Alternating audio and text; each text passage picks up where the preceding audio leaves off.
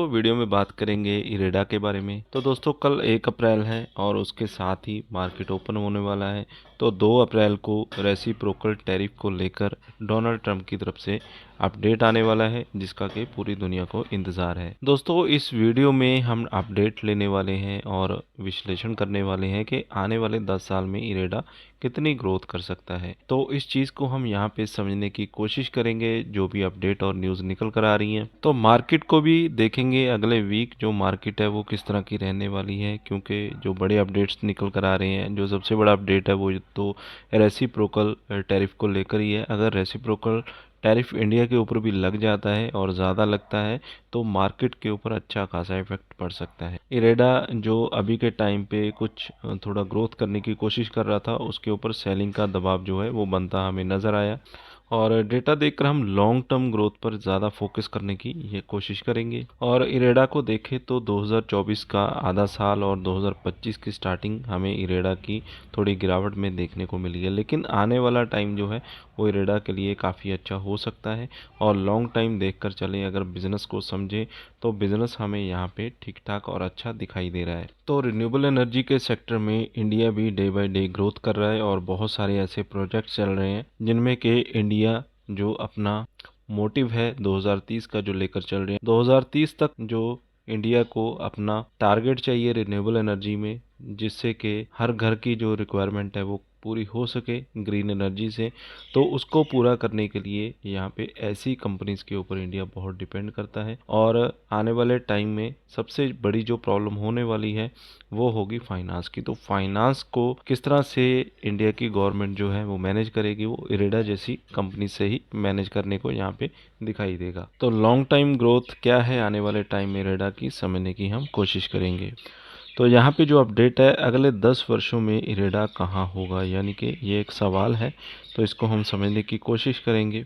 सरकारी नीतियों और उनकी महत्वाकांक्षी योजनाओं के कारण भारत सहित दुनिया भर में नवीकरण ऊर्जा को व्यापक रूप से अपनाया जा रहा है। इस दिशा में भारत ने एक महत्वपूर्ण उपलब्धि हासिल की है। इसकी कुल अक्षय ऊर्जा क्षमता 200 गीगावाट को पार कर गई है, यानी कि अभी तक 200 गीगावाट को अचीव कर लिया इंडिया ने।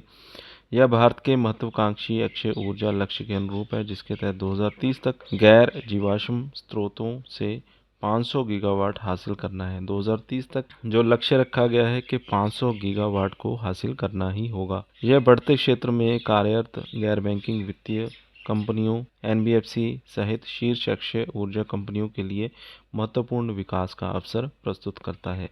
केंद्रीय विद्युत तथा नवीन एवं नवीकरणीय ऊर्जा मंत्री श्री श्रीपद वाई नाइक के अनुसार 2030 तक 500 गीगावाट क्षमता हासिल करने के लिए बुनियादी ढांचे, ट्रांसमिशन और भंडारण प्रणालियों में लगभग 30 ट्रिलियन रुपए के निवेश की आवश्यकता होगी। इस विशाल निवेश ने बैंकों और एनबीएफसी के लिए इस क्षेत्र की वित्तीय जरूरतों को पूरा करने का एक बड़ा अवसर खोल दिया है। इस अवसर से एक कंपनी को बहुत लाभ होने की उम्मीद है।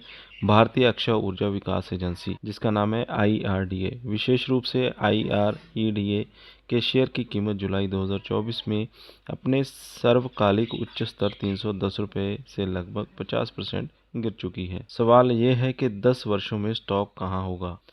इरेडा एक अग्रणी वित्तीय संस्थान है जिसके पास नवीकरणीय ऊर्जा परियोजनाओं की स्थापना, प्रोत्साहन, विकास और विस्तार के लिए वित्तीय सहायता प्रदान करने का 37 वर्षों से अधिक का अनुभव है।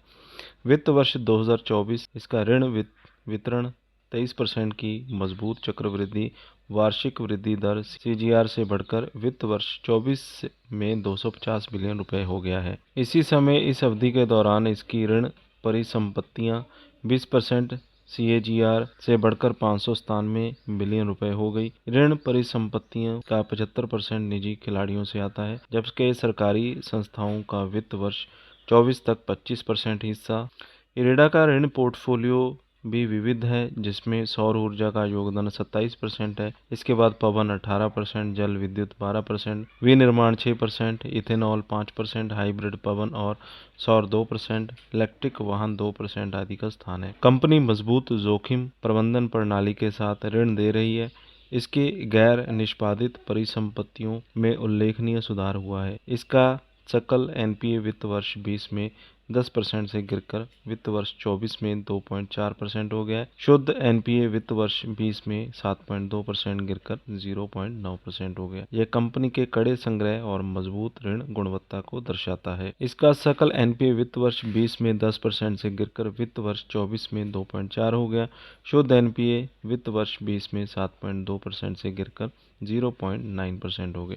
ये कंपनी के कड़े संग्रह और मजबूत ऋण गुणवत्ता को दर्शाता है। यानी कि कंपनी की बात करें तो जो इनका एनपीए था, नॉन परफॉर्मिंग एसेट, जिसमें के जो लोन्स दिए गए हैं उनके वापस आने की जो रेशो है वो सेम होनी चाहिए। यानी कि अगर लोन जो दिए हैं वो वापस नहीं आते हैं तो वो एनपीए में काउंट होते हैं। जिस कंपनी का एनपीए ज़्यादा होता है वो कंपनी उतनी मजबूत नहीं मानी जाती है। तो जैसे कि इरेडा की बात करें तो इनका 2020 में 10% एनपीए था, लेकिन 24 में ये कम होकर 2.4% हो गया। तो वहाँ से लेकर अगर हम बात करें तो 7.2% से गिरकर ये 0.9% हो गया है। ये कंपनी के कड़े संग्रह यानी कि इनके हार्डवर्क के ऊपर, ये इनके यहाँ पे हार्डवर्क को दर्शाता है। तो यहाँ पे कंपनी का अगर हम डेटा देखें तो वित्त वर्ष 20 से 126 अरब रुपए से कंपनी 373 अरब रुपए तक पहुँच चुकी है। निजी शेयर का हिस्सा देखें, निजी शेयर के हिस्से में थोड़ा सा फर्क है, 81 से 74%। और सरकारी हिस्सा देखें तो वो भी यहाँ पे बढ़ता हुआ नज़र आ रहा है। सकल एनपीए जैसे कि मैं आपको बता चुका हूँ 10 से 2.4 आ गया, जो कि एक बहुत ही अच्छी बात है। तो आंकड़े काफ़ी मजबूत हमें यहाँ पे देखने को मिल रहे हैं।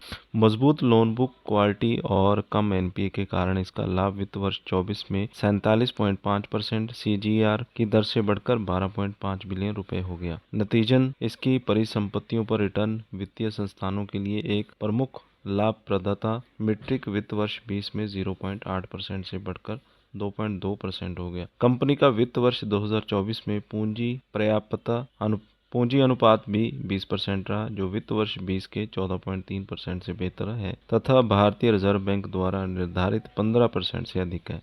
इसके अलावा इसका प्रावधान कवरेज अनुपात भी वित्त वर्ष 23 में 49% से बढ़कर 58.8% हो गया। ये इरेडा की अपेक्षित घाटे को वहन करने के लिए उसके पास पर्याप्त पूंजी है। भारत जून 2024 तक 200 गीगावाट स्थापित बिजली उत्पादन तक पहुंच गया, जिससे क्षमता वृद्धि के लिए पर्याप्त गुंजाइश है। इससे वित्त पोषण की जरूरतें बढ़ेंगी, जिससे लक्ष्य हासिल करने में इरेडा की भूमिका महत्वपूर्ण हो जाएगी। जबकि सौर, पवन और हाइड्रो पोर्टफोलियो पर हावी है, company green hydrogen, battery storage और पंप स्टोरेज हाइड्रो जैसी उभरती हुई तकनीकों में विस्तार कर रही है। यह एक अच्छी तरह से विविध ऋण मिश्रण सुनिश्चित करेगा। इरेडा एक अग्रणी वित्तीय संस्थान है जिसके पास नवीकरणीय ऊर्जा परियोजनाओं की स्थापना, प्रोत्साहन, विकास और विस्तार के लिए वित्तीय सहायता प्रदान करने का 37 वर्षों से अधिक का अनुभव है। वित्त वर्ष 20 और 24 के दौरान इसका ऋण वितरण 23% की मजबूत चक्रवृद्धि वार्षिक वृद्धि दर सीजीआर से बढ़कर वित्त वर्ष 24 तक 250 बिलियन रुपए हो गया। तो जो भी इनकी लोन बांटने की क्षमता है वो भी बढ़ती हुई यहाँ पे हमें नज़र आ रही है।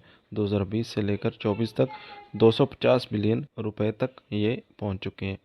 इसी समय इस अवधि के दौरान इसकी ऋण परिसंपत्तियों 20% सीजीआर से बढ़कर 597 बिलियन रुपए हो गई। ऋण परिसंपत्तियों का 75% निजी खिलाड़ियों से आता है, जबकि सरकारी संस्थाओं का वित्त वर्ष 24 तक 25% हिस्सा है। तो इस तरह से कुल मिलाकर देखें तो इरेडा हमें मजबूत आंकड़ों के साथ आगे बढ़ती हुई नज़र आ रही है और आने वाले टाइम में ये अच्छा कर सकते हैं। और जैसी इनकी क्षमता है, तो जैसी भी रिन्यूएबल एनर्जी की रिक्वायरमेंट बढ़ रही है इंडिया में, उस हिसाब से इनकी जो क्षमता है वो भी यहाँ पे बढ़ती हुई नज़र आ रही है। और इंडिया की रिक्वायरमेंट के हिसाब से ये सेक्टर हमें आने वाले टाइम में अच्छी खासी ग्रोथ लेता हुआ नज़र आ सकता है। तो अगर हम लॉन्ग टाइम पीरियड के लिए देखकर चले तो इरेडा एक मजबूत कंपनी हमें यहाँ पे नज़र आ रही है। दोस्तों, कोई भी इन्वेस्टमेंट करने से पहले अपने फाइनेंशियल एडवाइजर की सलाह ज़रूर लें। ये वीडियो आपके एजुकेशनल पर्पज़ के लिए बनाया गया था। अगर अभी तक आपने अपना डीमैट अकाउंट ओपन नहीं किया तो वीडियो के डिस्क्रिप्शन में मैंने लिंक दे दिया कुछ अच्छे डीमैट अकाउंट्स का। लिंक पे क्लिक करके आप डीमैट अकाउंट फ्री में ओपन कर सकते हैं और अपनी इन्वेस्टमेंट और ट्रेडिंग की जर्नी को स्टार्ट कर सकते हैं। फिलहाल इस वीडियो में बस इतना ही। वीडियो अच्छा लगा हो तो लाइक और शेयर करें। चैनल पर अगर पहली बार आए तो सब्सक्राइब कर ले, साथ में दिए गए बेल आइकन को ज़रूर दबा दें।